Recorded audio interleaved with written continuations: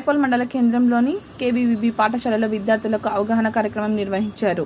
మహిళా నైతిక అభివృద్ధి దేశ అభివృద్ధిని, బాలికల చదువుతోనే సమాజ మార్పుకు నాంది, బాలికలు సామాజిక రుగ్మతలపై అవగాహన కలిగి ఉండాలని క్రై స్వచ్ఛంద సంస్థ ప్రతినిధి చెర్ర ప్రతాప్, రాయపోల్ మండల విద్యాశాఖ అధికారి సత్యనారాయణ రెడ్డి, జిల్లా బాలల సంక్షేమ సమితి సభ్యులు దేశబోయిన నర్సింహులు, బాలల పరిరక్షణ అధికారి బురుగుపల్లి రాజు అన్నారు. సోమవారం రాయపోల్ మండల కేంద్రం కేవీబీబీ పాఠశాల బాలల పరిరక్షణ, హక్కుల, సైబర్ నేరాలు, బాల్య వివాహాలు, బాల్య కార్మికుల నిర్మూలన వంటి అంశాలపై విద్యార్థులకు అవగాహన కల్పించారు.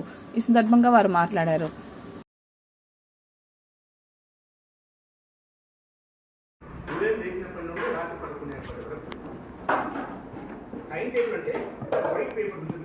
ఈ వైట్ పేపర్ లో మన అర్థం మన పెట్టె దగ్గర అంటేసుకున్నటువంటి వాళ్ళు ఈ సమయంలో నాకు మ్యాథమెటిక్స్ రాదు కనుక బలహీనంగా ఉన్న కనుక మ్యాథ్స్ లో నేను ఒక రఫ్ నోట్ బుక్ తీసుకొని ఒక రానటువంటి దాన్ని ఒక 15 సార్లు రాసుకుంటూ పోతున్నాను, అందుకు మూలంగా నాకు వస్తుంది అనే బిడ్డలు ఎంతమంది రాని సబ్జెక్ట్ ని ఒక రఫ్ నోట్ బుక్ లో ప్రిపేర్ చేసుకునే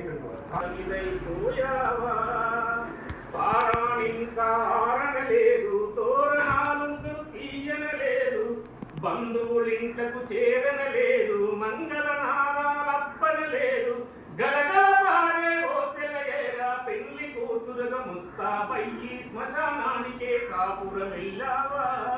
ఈ మధ్య కాలంలో చాలా 12 ఏళ్ళు నిండకంత ముందు పెళ్లి చేసిన సందర్భాలు ఇవాళ విష సంస్కృతి ఎంత భయంకరంగా ఆడబిడ్డల మీద ప్రభావితం చేస్తున్నారంటే ఆమె చెప్తున్న ఓన్లీ ఒక మన సిద్దిపేట జిల్లాకు సంబంధించింది కాదు, మన భారతదేశంలో ఎన్ని రాష్ట్రాలు ఉంటాయి? 22, 21, 23, 24, 28,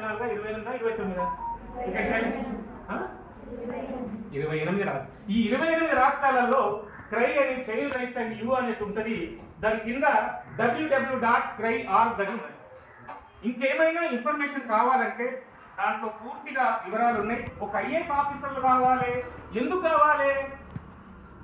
మన అమ్మా నాన్న ఎంతైతే కష్టపడి మనం రిబ్బన్ కట్టుకున్నాం కదా, ఇక్కడ బొట్టు పెట్టుకుంటాం కదా, ఆ బొట్టు కోసం కూడా, కోకోనట్ ఆయిల్ కోసం కూడా మన అమ్మ నాన్నలు కష్టపడుతున్న రోజులు పోకళ్ళు.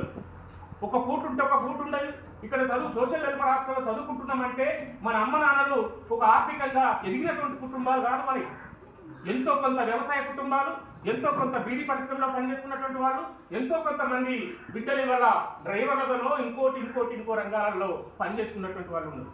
నేను ప్రజ్ఞాపూర్ నుంచి వస్తున్న సందర్భంగా కంకులు అమ్ముకున్నటువంటి వాళ్ళు ఒక బిడ్డ స్కూల్ డ్రెస్ వేసుకొని ఉన్నది. ఆమెను ఒక చిన్న ప్రశ్న అడిగిన A+B = చెప్పమ్మా అని సడన్ గా చెప్పి నేను ఆశ్చర్యపడ్డా. ఏంటబ్బా ఈ అమ్మాయిని ఎందుకమ్మా ఇక్కడ పని చేపిస్తున్నారు అంటే, వాళ్ళ అమ్మ నాన్నతో కొద్దిసేపు కౌన్సిలింగ్ చేసి నీ పాపని ఆబ్జెక్ట్గా స్కూల్కి పంపండి అంటే అందుకోసమే బిడ్డలారా నేను ఒకే ఒక గోల్ మీలో ఉండాలి.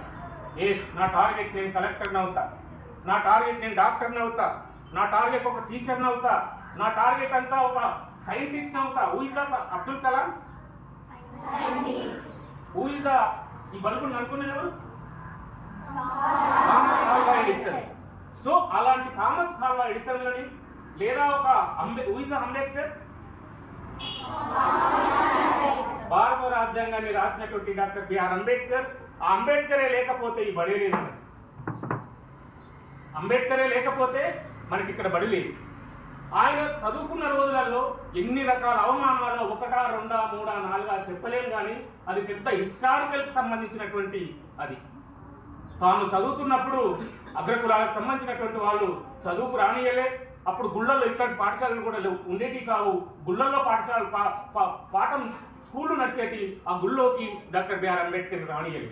అదే కసిగా డాక్టర్ బిఆర్ అంబేద్కర్ నన్ను ఎవరైతే వెలివేస్తున్నారో వాళ్ళకి ఆల్టర్నేట్ గా ఈ దేశ ముఖ చిత్రాన్ని మారుస్తా అని కలడుగని డాక్టర్ బిఆర్ అంబేద్కర్ మన భారత రాజ్యాంగానికి రాజ్యాంగం రాయడంలో ప్రముఖ భూమిక పోషించినటువంటి వ్యక్తి డాక్టర్ బిఆర్ అంబేద్కర్.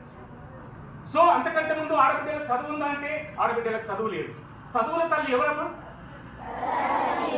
అలాంటి యాక్టివిస్ట్ ఏమంటాడంటే, చదువుల తల్లి సరస్వతిబాయి కాదు, జ్యోతిరావు పూలే భార్య సావిత్రిబాయి పూలే అని నేనంట.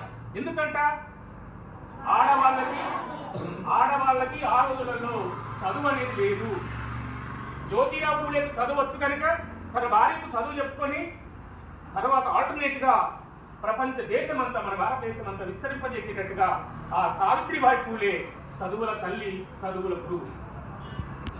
ఆమె లేకపోతే ఆడబిడ్డలకు చదువు లేదు. ఒక తర్వాత ఒకరు మెల్లమెల్లగా ఆల్టర్నేట్ ఈ దేశంలో బిడ్డలందరూ చదవాలి, బిడ్డలందరూ ఎదగాలి, అన్ని రంగాలలో ముందుకు రా. మేడాలని అడిగారు, మేడం ఇక్కడ ఉండడం ఖచ్చితంగా చాలా ఇబ్బందులు అవుతున్నాయి, కనీసం పర్లేదు. ఇది నిజంగా కారణం ఏంటంటే